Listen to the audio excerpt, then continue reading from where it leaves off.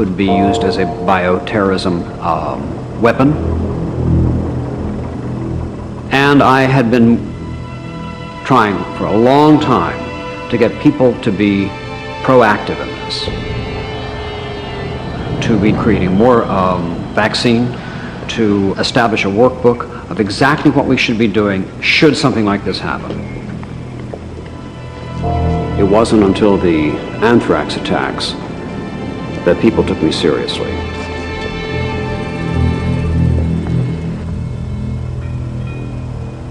Everybody lost somebody. There wasn't anybody that I knew of who hadn't lost friends, family. It was a global grieving.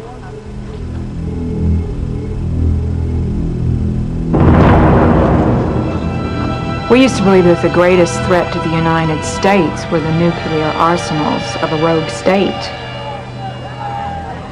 But in this world today, a terrorist with the will to sacrifice his own life, armed only with a penknife and a pilot's license, is capable of anything. The greatest threat, as we now know, to our lives and security is a single individual with a $50 chemistry set and the will to decimate the planet.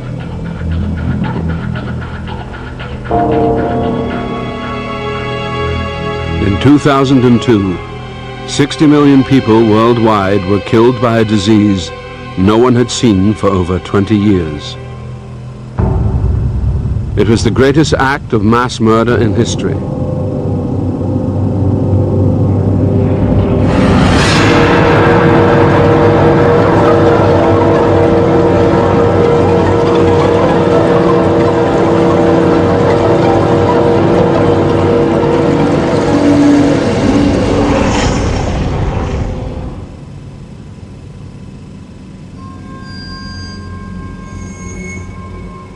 In the 20th century, smallpox killed more people than all the century's wars combined. It is one of the most contagious airborne viruses known to man. A third of those who contract the disease die. In 1962, the World Health Organization launched a vaccination campaign to rid the world of smallpox forever.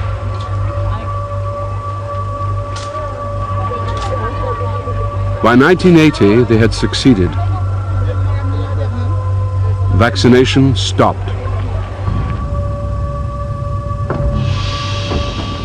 The only living samples of the virus were safely locked inside 2 maximum security laboratories, one in Russia and one in the United States. Or so the world believed.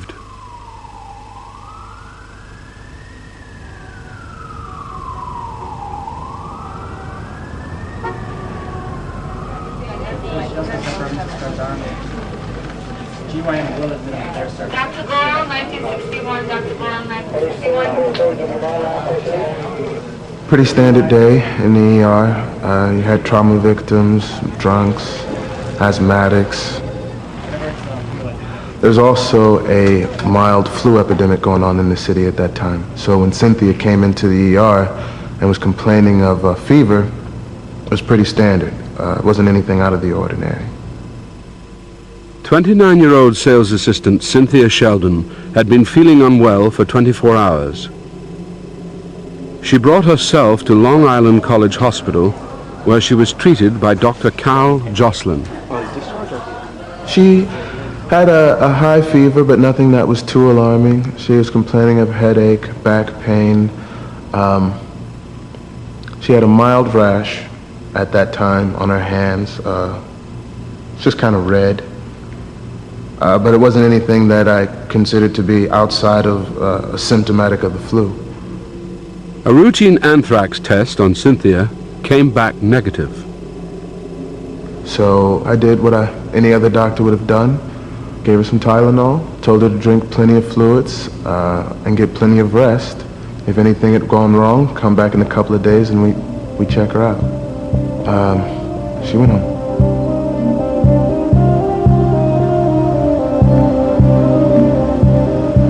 For the previous 6 months, the Department of Health had been on heightened alert for any unusual outbreaks of disease. Dr. Sam Wiseman was the head of New York's bioterrorism unit. We're very proud of our surveillance system here in New York City. We are always looking to find trends in illness. We have a very sophisticated monitoring system. We monitor 911 calls, hospital discharges, pharmacy orders, even the city morgue. We can tell you if there's a run on aspirin. But on April 11th, we had nothing, not a clue, to suggest the enormity of what was about to happen.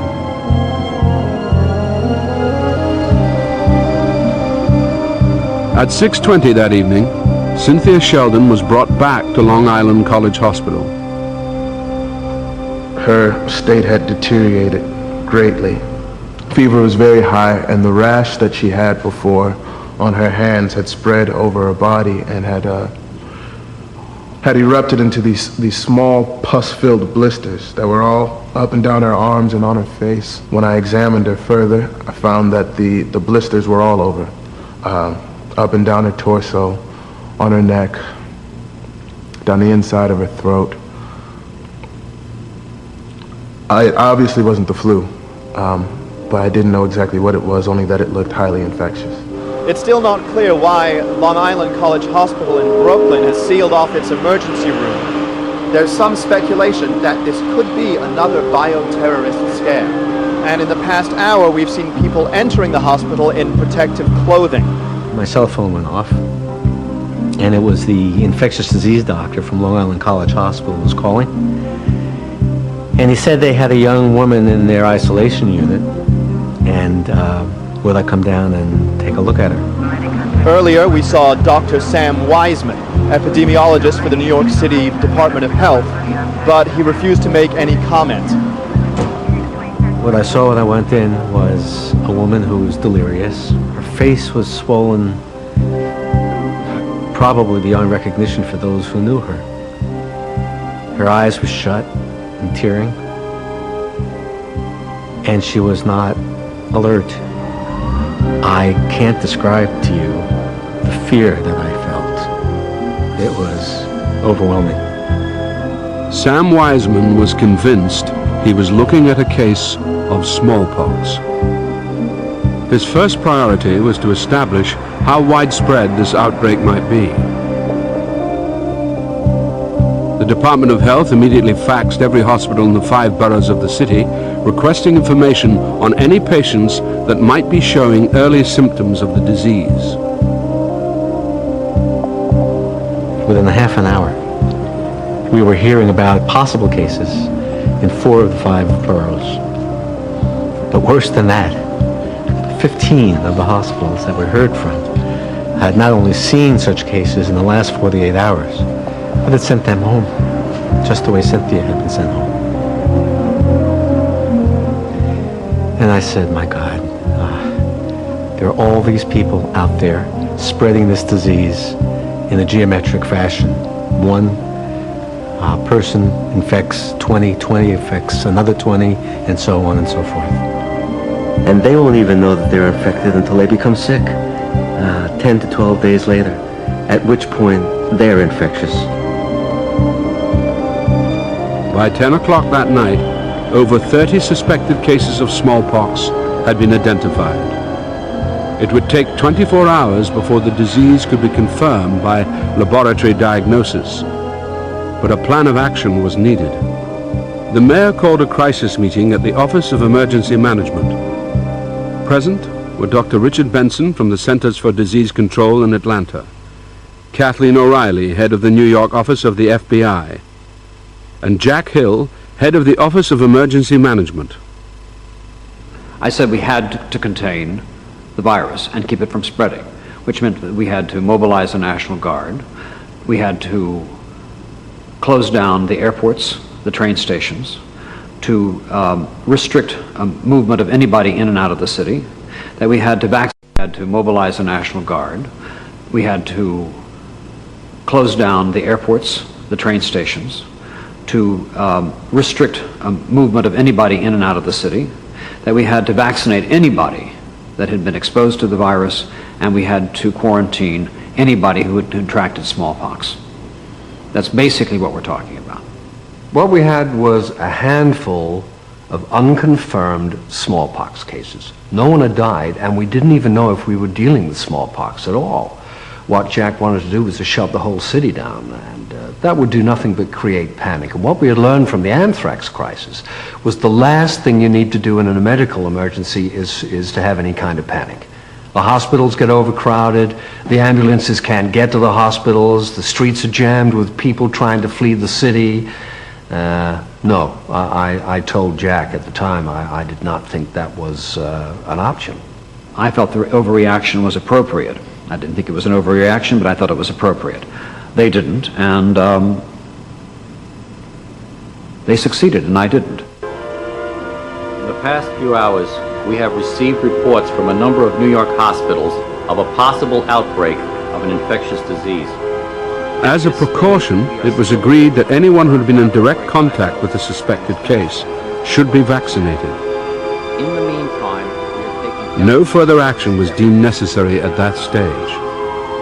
There is absolutely no need for alarm. The situation is being closely monitored, and the public will be updated as soon as we have anything new to report. Mr. Mayor, Yes, Beth. is this an act of bioterrorism?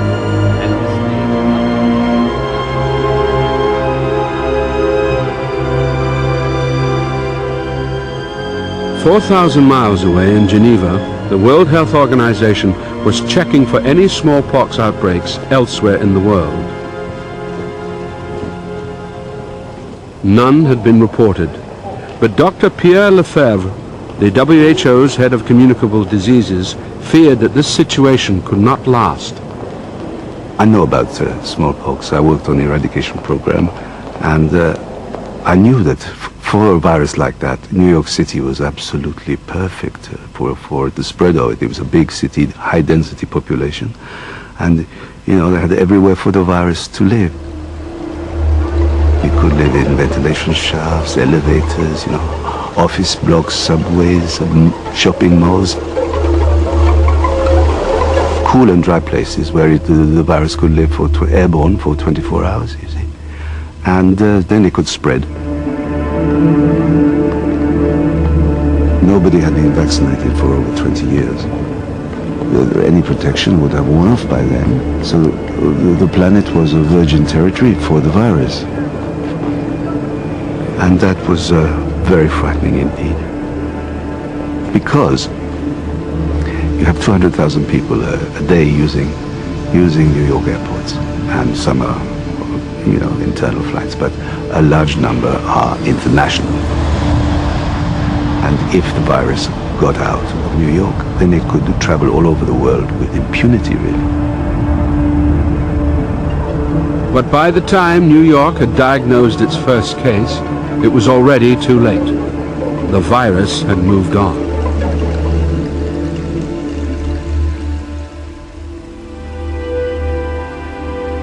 We were coming up to our first anniversary. Mark had just been promoted again, which was great news because it meant that he had more autonomy in what he did, and he wasn't going to have to travel so much.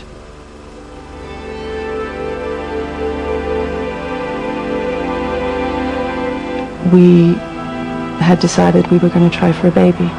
The timing was right. We were feeling pretty smug about things. It was all going very, very well. 2 days before Cynthia Sheldon first went to hospital, New York businessman Mark Smits was preparing to leave for an urgent business appointment in London. Before he left, he was feeling pretty ropey. He came home and spent a couple of hours just in bed, just crashed out. Said he had a headache and he was tired, and naturally I wanted to fuss over him, but he didn't really like that, so okay, just leave him be. And I took him to the airport. I kissed him goodbye, and he left.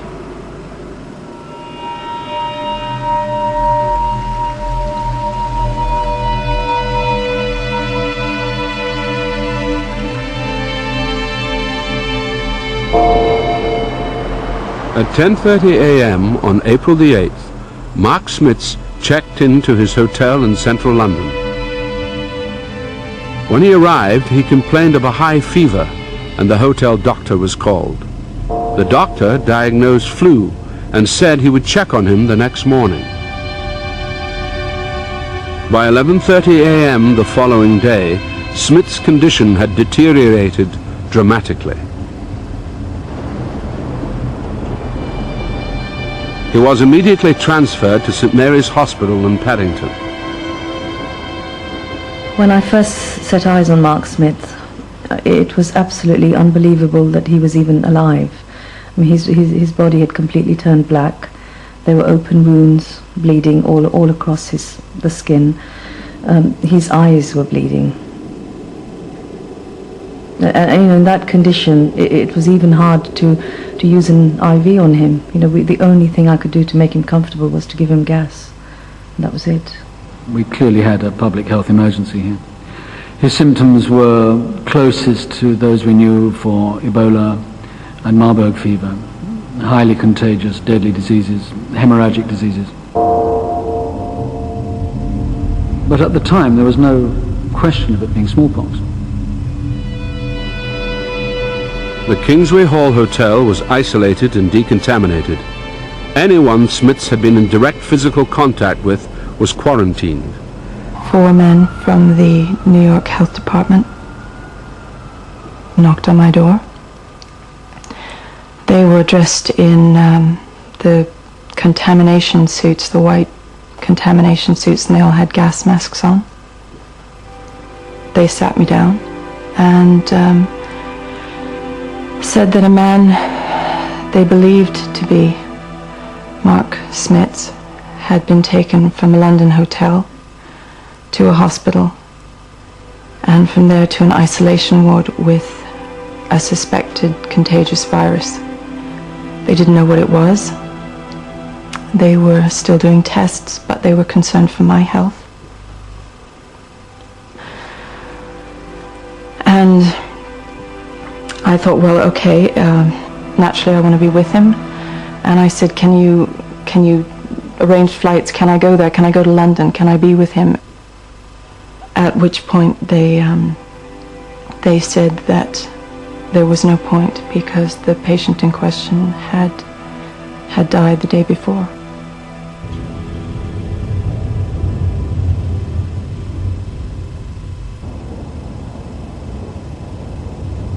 In London, the disease that had killed Mark Smits had still not been diagnosed. And I remember the television was on, and there was a news bulletin from CNN in New York. And up flashed a story about possible smallpox in New York. Frankly, at that time, I didn't connect this to our patient at all. And it was then that I remembered some nightmare stories that my father had told me, in fact, about India and Pakistan when he was a kid, where during a smallpox epidemic, there were people dying from what they called the black pox. It's the same disease, but in about 3% of cases, you have this hemorrhagic variation where the body is blackened, swells, and the victim inevitably bleeds to death from internal hemorrhages. The whole scale of it had changed, because with Ebola you were talking about direct contact for it to spread. But you know, smallpox is an airborne disease. Now we were out to find anyone who had breathed the same air as Mark Smits during that day.